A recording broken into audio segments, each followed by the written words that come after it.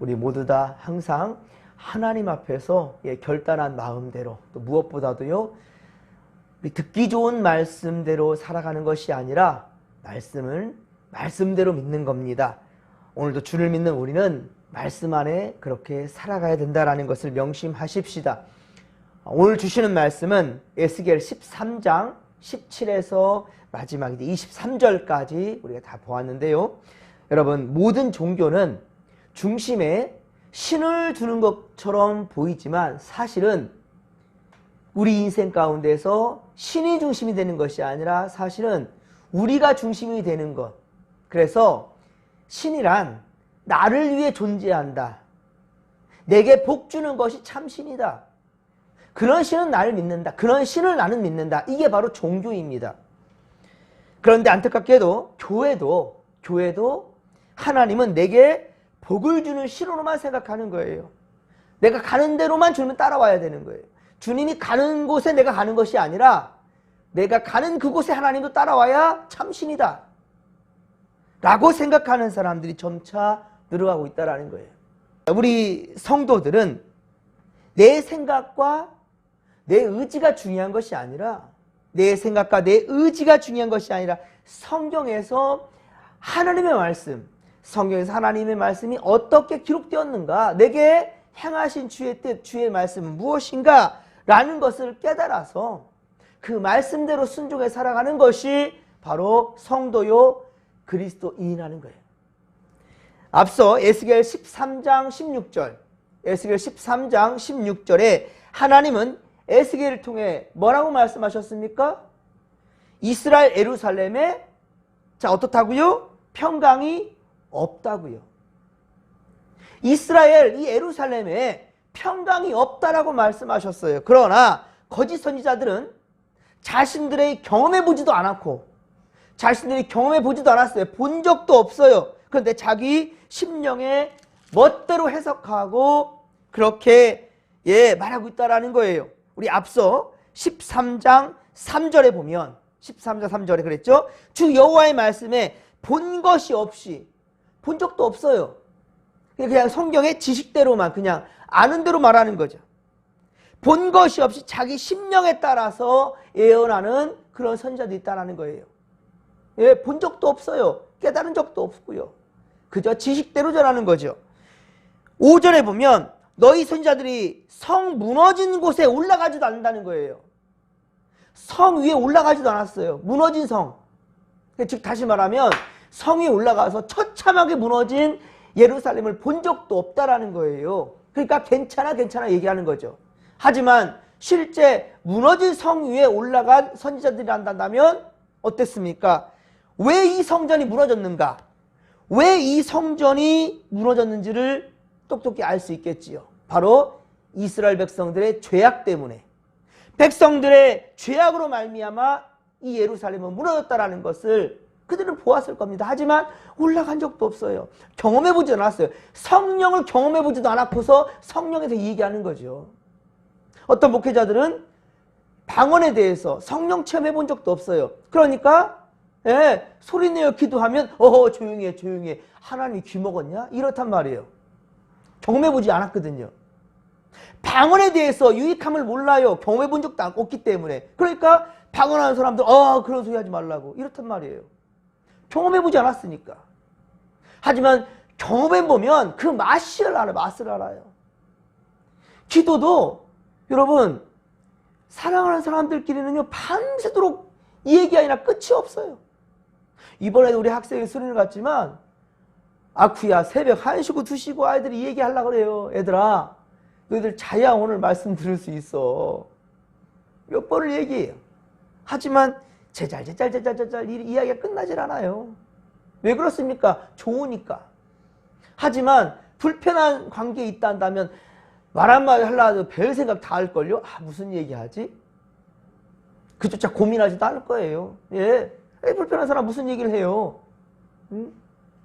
하지만 사랑하기 때문에. 그리고 어때요?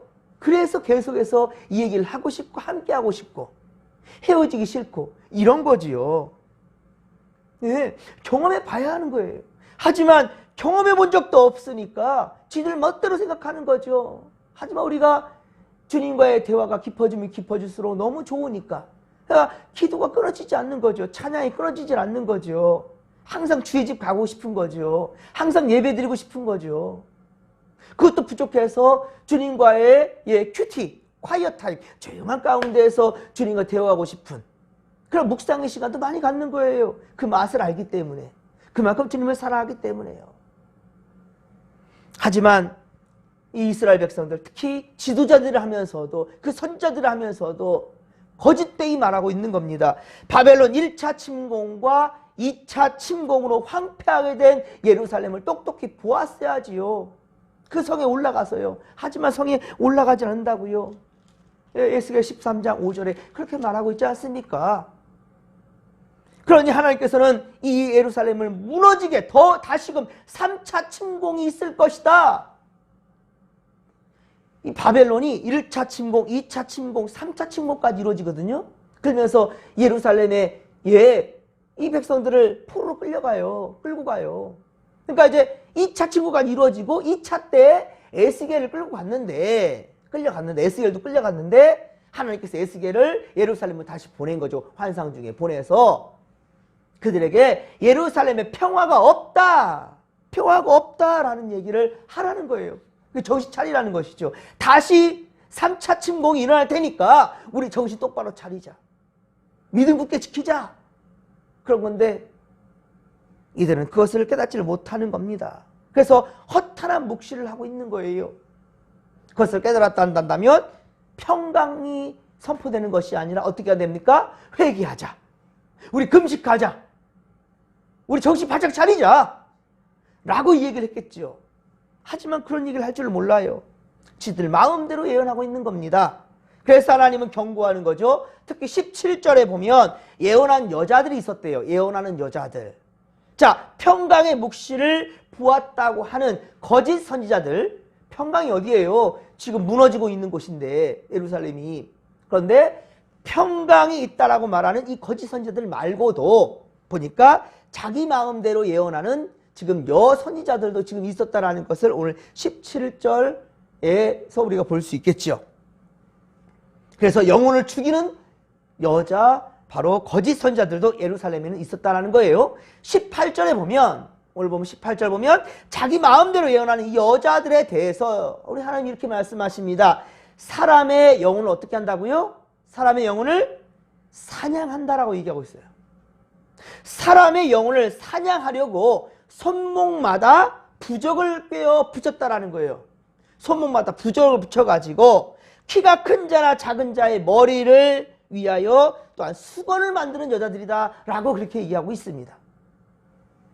여러분 아마 이 여자들은요 손목에 이 재앙을 물리치는 어떠한 그러한 주술적 의미가 있는 것을 이 끈으로 묶어 매었던 것 같아요. 예. 그리고 그것을 이용하여 백성들을 자신의 뜻대로 그렇게 조종하는 거죠. 그래서 이것을 사람의 영혼을 사냥한다라고까지 오늘 성경에 기록하고 있는 겁니다. 하나님 그렇게 말씀하는 거예요. 사람의 영혼을 저들은 사냥하는 자들이라는 거예요. 사냥하는 자들이다. 사람의 영혼을 사냥하기 위해 여자들이 행했던 또 한 가지는 무엇이온가? 자, 그것은 바로 키가 큰 자나 작은 자의 머리를 위해 수건을 만든 것이래요. 수건을 만든 것이라. 가리기 위해서. 이 역시 주술적 의미가 있는 수건을 머리에 쓰게끔 만들기 위해서 그것을 만들어내는 그런 여자들이라는 것이죠. 그래서 백성들을 자신의 다스림 범주 안에 두기 위해서. 예.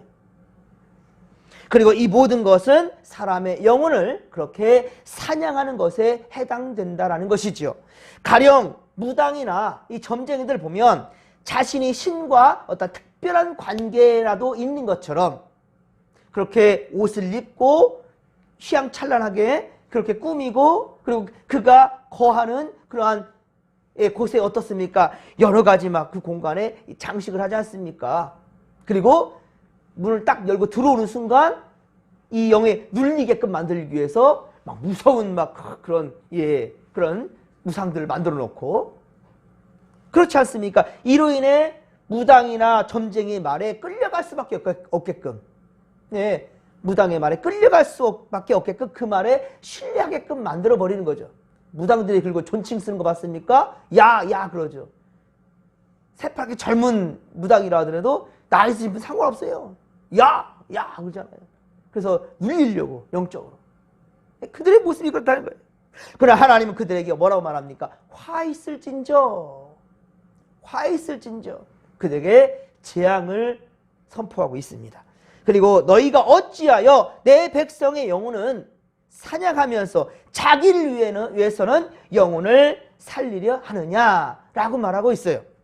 그들이 다른 사람의 영혼을 그러니까 이용하여서 다른 사람의 영혼을 이용하여서 바로 자신을 살리고자 하는, 즉 자기 배를 불리고자 한다는 거예요. 자기 배를 불리기 위해서 많은 백성들은 그렇게 억눌린다라는 것이죠.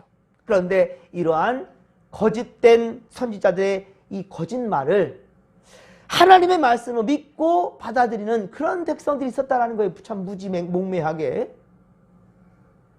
이 거짓 선지자들의 말을 하나님 말씀처럼 듣고 따르려는 사람들이 있다는 거예요. 이들에게는 이미 거짓된 것이 참된 것으로 자리해버렸기 때문입니다. 왜냐하면 듣기 좋은 말이 자기 입맛에 딱 맞기 때문이거든요. 일단은 먼저 그들을 꽉 영적으로 눌려버려요. 그리고 너 이렇게 해, 너 저렇게 해, 그럼 복 받을 거니까 이거 하나님의 말이야 라고 말하는 거죠. 무당집에 갔을 때 처음에 그 분위기 때문에 눌리잖아요. 그리고는 야, 너 이랬지 저랬지 앞으로 이럴 거야, 너 이렇게만 해봐라, 너 복 받을 거다, 이런 얘기를 하게 되면은 일단 복 받는다 하니까 어때요? 마음이 혹 쏠리는 거죠. 그리고 믿게 되는 거예요. 이것이 바로 자기가 중심이 된 종교적 신앙이라는 거예요. 복이라는 말에, 내가 잘 된다는 말에. 그러니까 신도 내 신 앞에 눌리는 것 같지만 결국은 어떻습니까? 내게 복 준다고 하니까 그것을 따르려 하는 거 아니겠습니까? 결국은 복이지요. 그러나 여러분, 다시 말씀드리거지만 여러분이 진심으로 하나님을 믿는 성도들을 한다면, 참된 믿음의 길로 가기를 원한다면, 여러분 참된 길로 가기를 원한다면 하나님의 말씀에 순종하시기를 바랍니다. 말씀 따라 사시기 바랍니다. 절대로 말씀보다 여러분의 생각을 앞서가지 마십시오.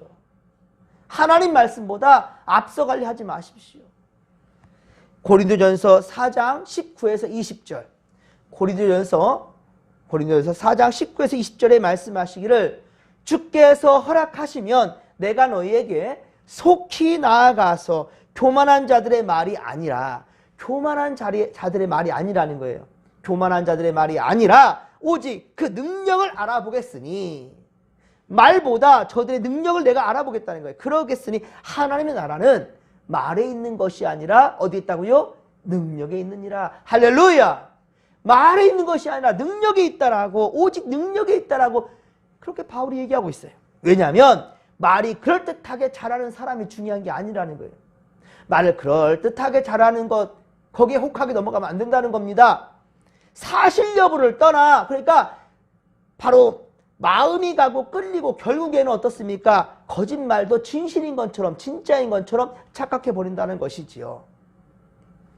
그래서 신명기 18장 22절에 이렇게 말씀하는 겁니다. 만일 선지자가 있어 여호와의 이름으로 말한 일에 증언도 없고, 여호와의 이름으로 말했지만 증언도 없어요. 증언도 없고 성취함도 없으면 이는 여호와의 말씀으로 하신 것이 아니요, 여호와께서 말씀하신 것이 아니요, 그 선지자가 제 멋대로 제 마음대로 한 말이니 너는 그것을 두려워하지 말지라. 그렇게 말씀하고 있습니다. 오늘 성경에서도 거짓 선지자들, 이 거짓 선지자들은 자신들이 보고 듣고 경험한 것을 말한 것이 아니에요. 허탄한 묵시로 그렇게 백성들이 듣기 좋은 말들, 그런 말들을 하고 있을 뿐이고요. 그리고 백성들은 그들의 말을 하나님의 뜻으로 그렇게 받들고 있다는 것이죠. 이것이 오늘날 이 땅의 수많은 이단 사이비 교주들의 현혹하는 형태와 똑같습니다. 또한 19절에 보십시오. 19절에 보면 거짓 선자의 거짓 예언은 죽지 아니할 영혼을 죽이고 죽지 아니할 영혼을 죽이는 거예요. 그리고 살지 못할 영혼을 살려내는 거예요. 그러니까 믿음대로 살지 않는 그런 사람, 그들에게도 괜찮아 라고 얘기하는 거죠. 캐톨릭은 지금도 그러잖아요. 예수 안 믿고 죽은 자는 절대 지옥 갑니다. 하나님 나라 갈 수 없어요. 영접하는 자, 곧 그 이름에 믿는 자들에게는 하나님의 나라 간다고 그랬잖아요. 바로 하나님의 자녀들이 되니까. 그 권세를 받을 것이니까. 하나님의 자녀 권세를 받은 자들만 갈 수 있는 거예요. 여러분들 밤늦은 시간에 여러분 집에 들어오는 자, 기쁨을 맞이할 수 있는 거, 마음대로 들어올 수 있는 거, 누구만 들어올 수 있습니까? 여러분의 자식들이지요.